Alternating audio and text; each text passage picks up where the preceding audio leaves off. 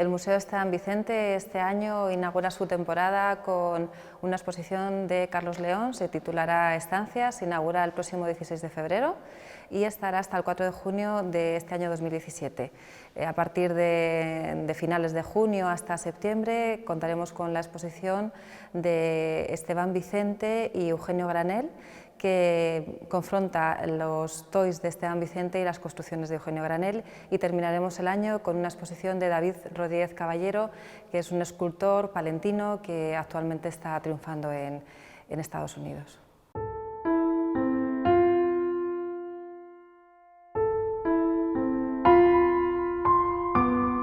Nací en Ceuta, un poco por casualidad, y cuando tenía 3 años mi familia se trasladó a Segovia y aquí viví hasta los 17 años. Mi infancia, mi adolescencia transcurrió en Segovia y a los 17 nos trasladamos a Valladolid y yo allí empecé la carrera de medicina. Pero fue en Valladolid donde empecé a pintar. Empecé a salir al campo a pintar con los pintores que de entonces eran mayores que yo, Félix Cuadrado Lomas, Gabino Gaona, Jorge Vidal, que acababa de llegar de Chile, y allí me hice pintor en Valladolid y allí hice mi primera exposición en la Galería Jacobo, una pequeña galería en un sótano, y dejé, por supuesto, la carrera de medicina, cosa que me costó mucho. Fue la primera decisión dura que tuve que tomar en mi vida y que a mis padres les sentó como un tiro, claro está. Desde ese momento me dediqué a la pintura y he procurado no trabajar en ninguna otra cosa. He pagado mis peajes, pero apenas he hecho cosas fuera de la pintura, salvo haber sido profesor en la Facultad de Cuenca un par de años. Fui decano en ese periodo de la facultad y poco más. Mi vida ha sido la pintura, la pintura y la pintura, por lo cual, pues lógicamente, en un país donde hay poco coleccionismo, pues he pasado por etapas de mucha dureza y de mucha escasez económica. En aquellos comienzos que pintábamos el paisaje de Castilla, para mí fue una pequeña etapa de iniciación que quedó atrás.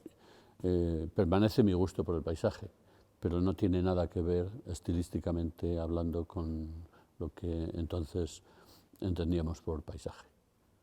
Desde Valladolid, cuando tenía 21 años, me fui a vivir a París y allí pues entré en contacto con lo que era el panorama artístico internacional. Lo que quedaba de las vanguardias. París entonces era un hervidero, era una ciudad referente y era una ciudad intelectualmente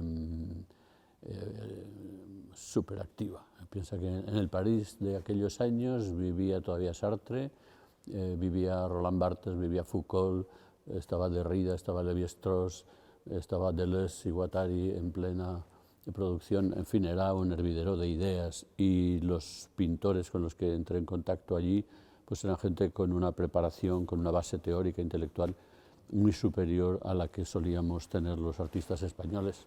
Aquellos años sí fueron decisivos para mí, sobre todo en el aspecto teórico, en el de sentar unas bases sobre las que realizar después mis obras.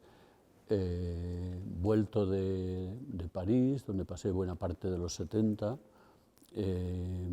introduje en España un movimiento que allí se llamaba Support Surface y que tenía sus raíces en el expresionismo abstracto americano, que ese sí ha sido, eso sí que ha sido como mis abuelos, artísticamente hablando. Y regresé a Madrid al principio de los 80 y estuve viviendo en Madrid en los años de la movida famosa, hasta que me fui a vivir a Nueva York. Yo he pasado en Nueva York 8 años, un año en los 80 y luego otros 7 desde el año 95 hasta después del atentado de las Torres Gemelas. Y al regreso a España me instalé aquí en Segovia, en esta zona, en el campo, y aquí continúo. Y aquí he desarrollado... Yo volví de Nueva York pues lo digo siempre, como un árbol ya cargado de frutos, como que vine aquí a dar esos frutos en condiciones mucho más favorables para su producción. Esteban Vicente es un hombre que a su llegada a Nueva York se encontró como referente inmediato el expresionismo abstracto. En ese sentido coincidimos. Él, igual que yo, tuvo ese movimiento como referente. Lógicamente, la diferencia enorme de edad que nos separa hacia las cosas muy distintas. Digamos que él permaneció hasta el final de sus días apegado a aquel magisterio de los expresionistas abstractos, y yo pues evolucioné, lógicamente, hacia otros caminos que desembocan en mi trabajo actual.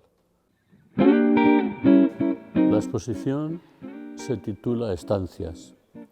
Es un título que me pensé bastante y alude a las estancias en el sentido de habitaciones, también alude a las estancias en ciudades, mi estancia en Segovia, mi estancia en París o mi estancia en otros sitios. Dividida en estancias, la primera sala que nos encontramos la llamamos la de los estanques.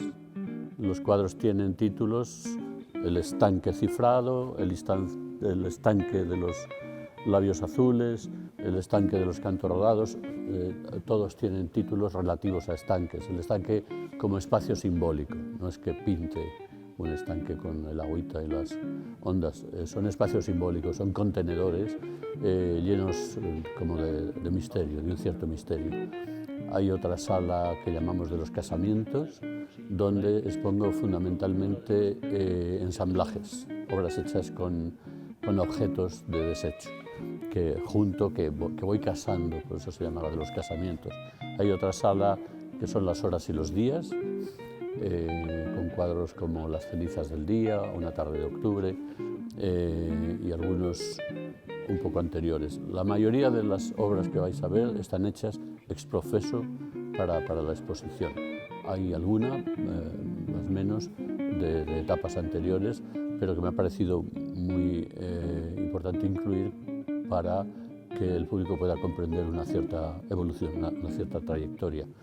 Y en la sala final, en la parte de arriba del museo, está la sala que llamamos El nombre de los meses. El nombre de los meses da cabida a esta serie, que son 12 cuadros que evocan, por su cromatismo, por la composición, evocan el feeling que cada uno de los meses del año parece tener aquí en nuestra tierra. Los meses fríos, enero, febrero, como el verde va apoderándose del espacio, los meses cálidos en ocres y amarillos, o el otoño e invierno.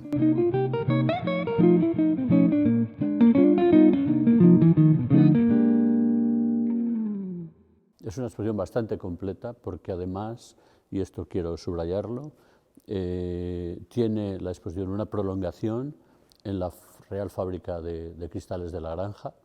Estamos colaborando y estoy realizando piezas con cristal, piezas a base de cristales rotos accidentalmente, que yo voy ensamblando y convirtiéndoles en piezas escultóricas.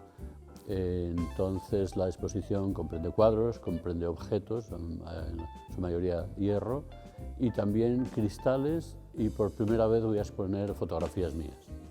O sea que es una exposición, en cierto modo, es la más completa de las que he realizado hasta ahora, la que da más cuenta de la diversidad de mi trabajo.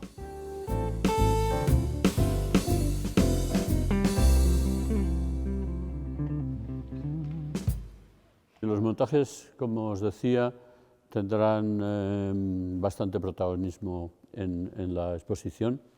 Hay montajes de pared, digamos, como este, que gira en torno a la palabra pre, la palabra que precede, predice.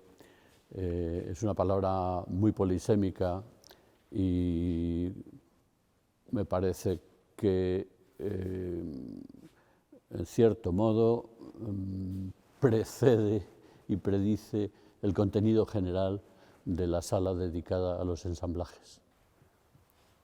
En esta otra pieza hay una alusión al diálogo, a la conversación, pero una conversación muy desigual, como sucede a veces con las conversaciones, una conversación en la que esa desigualdad enorme está simbolizada por la desigualdad de materiales, de estilos, de conceptos entre esos dos asientos que se confrontan.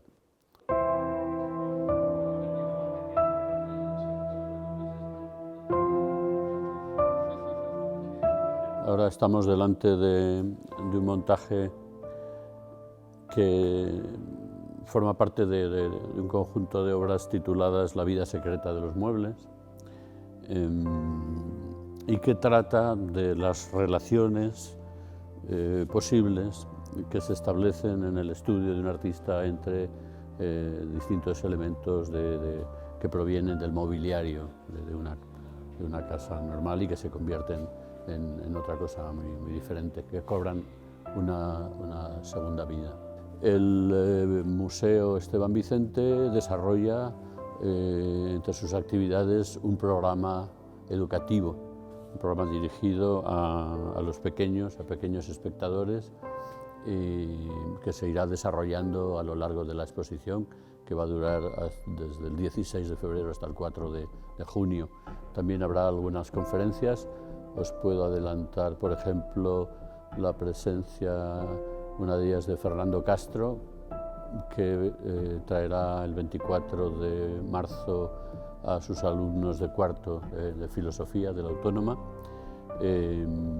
Y sé que hay más conferencias previstas que en este momento no están concretadas.